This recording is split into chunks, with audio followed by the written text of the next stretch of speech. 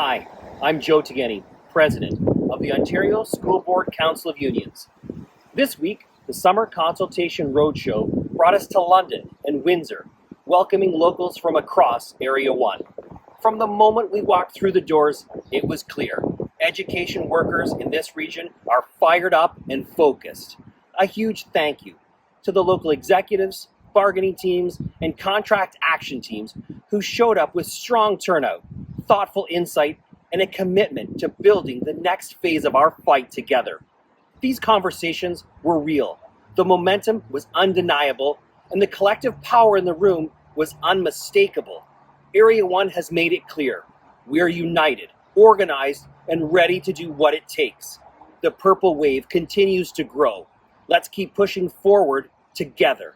2026 is coming, and we'll be ready.